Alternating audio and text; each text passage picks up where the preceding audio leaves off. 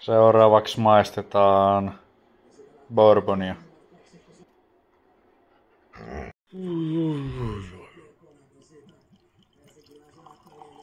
Oi siitä. Tuoksu tuotteessa on karamellinen, hieman kynsilakkainen, todella hennosti. Ja sitten ehkä hieman semmonen paahtunut sokeri.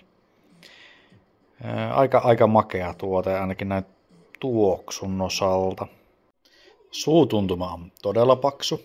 Eli kyllä varmasti niin kuin antaa viitettä siitä, että todellakin semmoinen makea, tai antaa lisäpontta siitä, että on makea tuote. Ja vähän semmoinen Maker's Mark-oloinen, mutta tää on ehkä vähän jopa